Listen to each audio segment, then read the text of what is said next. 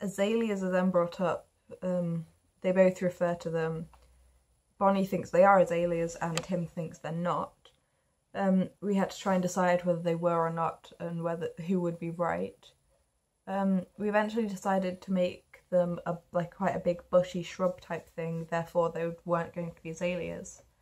And therefore Bonnie is wrong. I don't think this happens very often, which is why Bonnie continues saying yes they are. She's quite confirmed in her answer. And yeah, I feel like she may also know that they're not, but feels like she has to stick with her initial answer, otherwise she may be seen as quite a weak person. When Tim says you're not seeing anyone, Bonnie says nope. It's quite light-hearted, and I think for her it's just like, no, I'm not seeing anyone, like, okay, that's fine. But then when it goes into like when Tim names specific people, she says no, which definitely changes the tone and makes Bonnie seem a lot more, it makes her seem like she's got a lot more emotions towards people that she's close to than people that she doesn't know. And then when Tim says that northern girl, there's a gap in which the other scenes say a line before Bonnie says no. I think the writer put this in because the northern girl is Jo, and that at this point they've broken up, and that is possibly why she's gone to the party, to try and escape from her life as she misses Jo, and is just trying to pass the time as quickly as she can without her. Yeah. And then Tim says, I'm sorry, and Bonnie says, what for? I think this is quite an unusual thing, as most people would know why the other person is saying sorry. Like, it seems quite obvious why he's saying sorry to us. But I think to Bonnie, it's very unusual, and she's not used to people saying sorry to her at all, or even like caring for her enough to possibly know her enough to say sorry for anything at all. And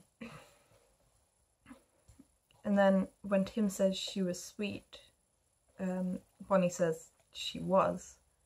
And with that line I had to think about how to say it, and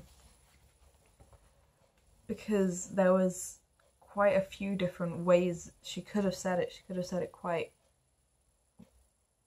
mournfully almost, with a lot of remorse, because she lost Jo and she did care for her a lot.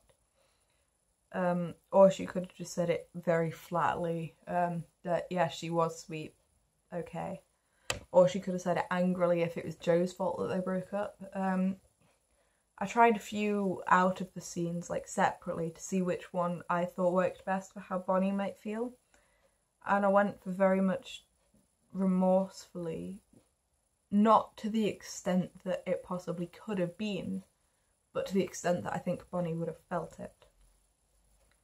For the rest of the scene, after Tim has left, there was a gap in which Anna has her monologue, and Bonnie is just stood there with a beer and some cake, so I had to think about what I could do in that gap. I eventually decided to just stare out. It's her thinking. I think it's her thinking more about Jo than the interaction with Tim, because that was the last thing that was mentioned. So I made her seem quite sad in a way, but nothing conveyed through facial, nothing conveyed through the face, but more through her body language and how she stood. I made her stand quite still and just standing out while drinking the beer throughout Anna's monologue. And because the monologue is quite slow, it felt like a very long gap to have to just stand there and stare. I think it definitely works, especially because Anna's talking about her past and what she's been through. Carol's on one side, breaking down because she's had a baby, which then turns out to be Anna. And then Bonnie's just stood there staring, completely emotionless. I think that is a very strong image towards the audience, as it makes them realise what small actions can do from their parents, how they can affect the child, and what the child must have been through and have gone through because of what their parents have done, and how it affects their whole life, no matter how small the action may have been.